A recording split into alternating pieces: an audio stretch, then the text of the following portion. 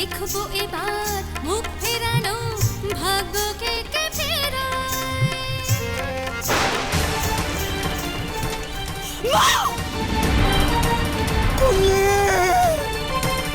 কিরণ, চক্র এগিয়ে যাচ্ছে কুমারের কাছে। ছাড়ো আমাকে।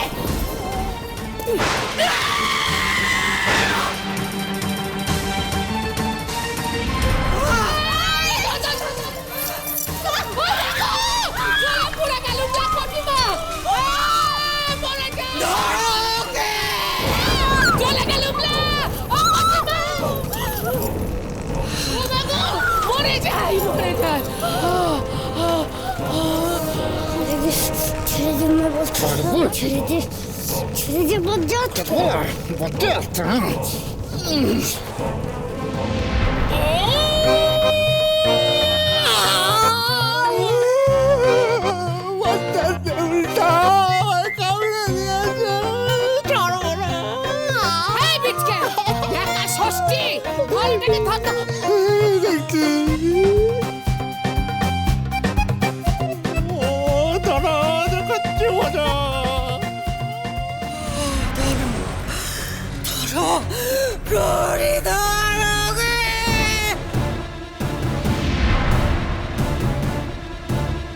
না, আমরা এখন মায়ামুক্ত। হিরণমালা আমাদের বাঁচিয়েছে, আমরা ওকে রক্ষা করব। আমরা ওকে রক্ষা করব।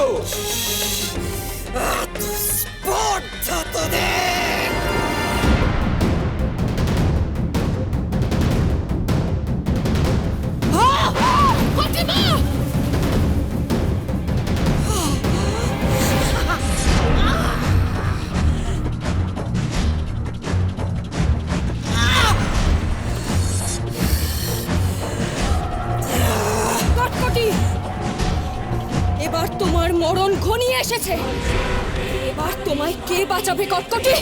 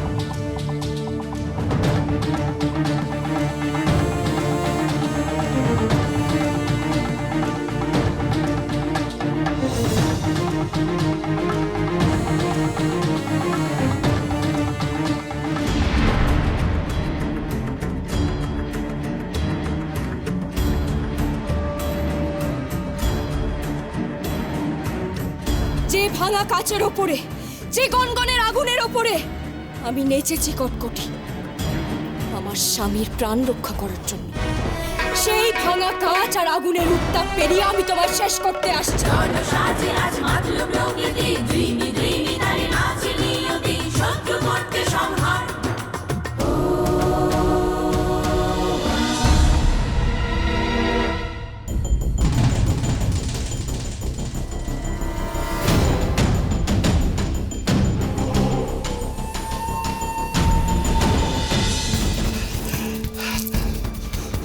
যে দেখুন মহারাজ, জাদুদণ্ড ভেঙে গেছে।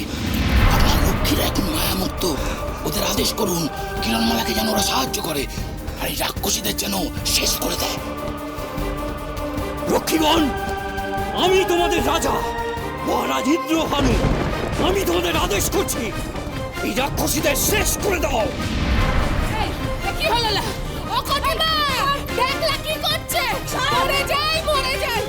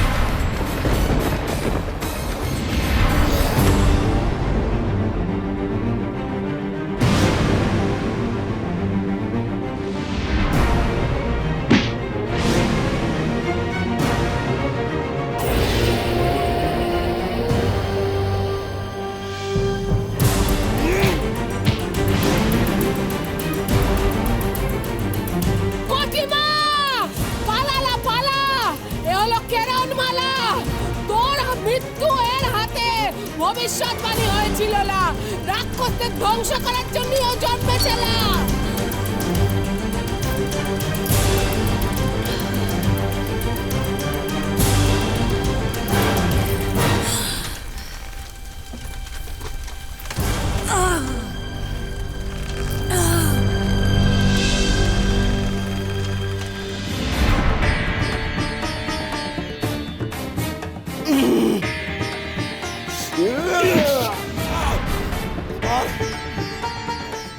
এবার আমার হাত থেকে তোর রক্ষা নেই জঙ্কার।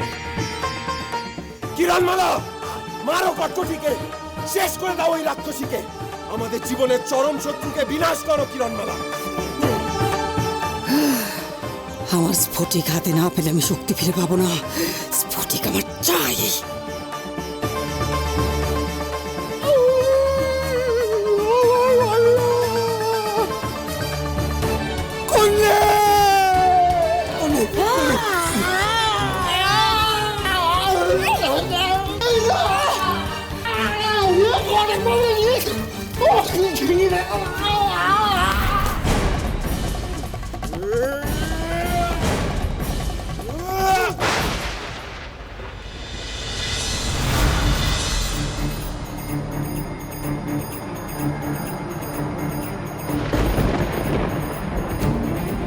রাক্ষসী রানী কটকটিকে মারা অত সহজ নয়। কটকটি!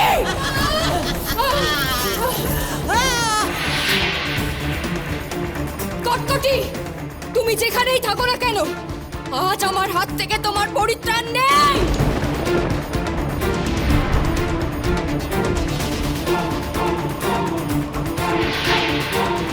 কিরণমালা, কটকটিকে আটকাও। কটকটি একবার কেল্লার বাইরে চলে গিয়ে যদি কেল্লার দরজা বন্ধ করে দেয়, আমরা কেউ কোনোদিন কেল্লার ভেতর থেকে বেরোতে পারবো না। কটকটির কাছে কায়াকালের মায়া শক্তি আছে। চলে এসো কিরণমালা, আমাদের হাতে আর সময় নেই। চলো চলো।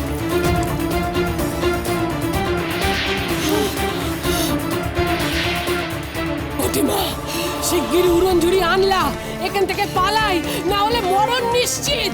না, সবার আগে আমি মায়া রশ্মি দিয়ে কিরণমালাকে এই কেল্লার মধ্যে বন্দি করে রেখে যাবো।